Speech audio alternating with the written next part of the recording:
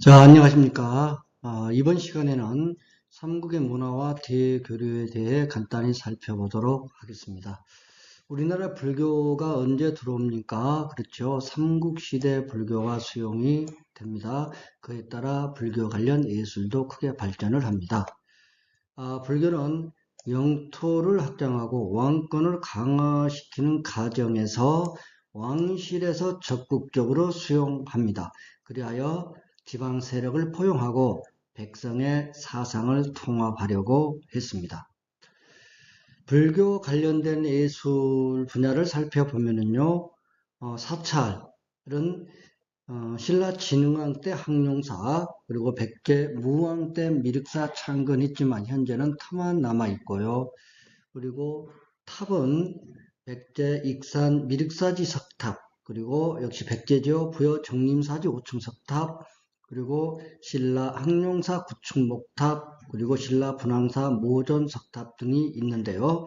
익산 미륵사지 석탑은 목탑에서 석탑으로 넘어가는 가덕이적 작품이지요.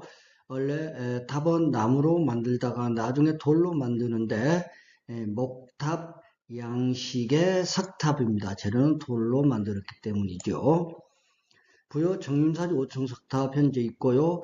신라의 항룡사 구축 목탑은 소실됐죠. 언제입니까? 그렇죠. 몽골 진입 때 소실돼 버립니다. 분황사 모전 석탑은 현재 3층까지만 남아 있습니다. 불상을 보면은요, 고려 금동 영가 7년명 열애 입상, 그 다음에 백제 서산 용현리 마의 열애 3존상, 그 다음에 경주 배동 석조 열애 3존 입상 등이 있습니다. 도교는 언제 전래됩니까? 역시 삼국시대이지요. 삼국시대 중국에서 전래됐는데요. 도교가 전래되었음을 보여주고 있는 증거물이 바로 백제 산수문이 벽돌이 있고요. 그 다음에 역시 백제 금동대향로, 그리고 고구려 고분에서 도교 방위신이 표현되어 있는 것을 통해서 삼국 시대에 도교가 전리됐다, 이렇게 이야기할 수가 있겠습니다. 삼국시대 학문과 과학기술도 발달합니다. 유교 교육을 위해서 고구려에서 교육기관 태학을 설립했고요. 백제는 오경 박사가 유교 경전을, 역 박사가 천문 등을, 의 박사가 의술, 의학을 가르쳤고요.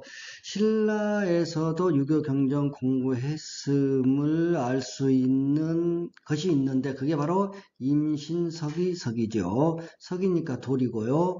기록했다, 글서, 이렇게 생각하면 되겠습니다. 젊은이들이 3년 안에 유교 경전 열심히 공부하고 국가에 충성하자 맹세한 그런 내용이 기록되어 있습니다. 이것 통해서 신라에서도 유교 경전 공부했구나 라고 이야기할 수가 있겠습니다. 한자가 보급되고 유학이 전래되니까 당연히 학문 발달하고 교육기관도 설립됩니다.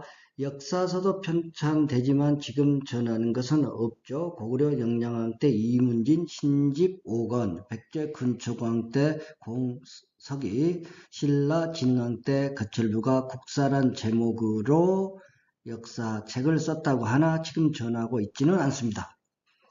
천문학도 발달합니다. 고구려 고분백화에 별자리가 그려져 있고요. 신라에서 첨성대 제작한 것 전부 천문학과 관련되고요. 수학도 발달하고요. 백제 칠지도, 그리고 백제 금동대향로, 신라의 금강과 장신구, 이런 것을 통해서 당시 금속 공예 기술 수준도 상당히 높았구나 라고 이야기할 수가 있겠습니다. 자, 고분 문화를 보면은요, 이 고분에는 벽화와 뼈 목걸이가 있지요. 이것 통해서 당시의 생활 모습을 확인할 수 있는데요. 초기에는 삼국별로 각각 다양한 고분을 만들다가 후기에는 삼국 공통적으로 굴식 돌방 무덤을 많이 만듭니다. 돌무지 무덤, 그러면 돌을 쌓아 올렸다라고 생각하면 되고요. 굴식 돌방 무덤은 돌로 된 방이 있다. 무덤 내부에요. 그래서 돌로 널방과 통로를 만들고요. 흙으로 덮어서 만들었습니다. 고구려 무용총이 대표적인 것이죠. 자, 이런 통로가 있고요. 이러한 공간이 또 있습니다. 이게 굴식 돌방 무덤입니다. 이 돌방이 있기 때문에 이 공간 벽이나 천정에 그림을 그릴 수가 있어요. 그것이 바로 벽화지요.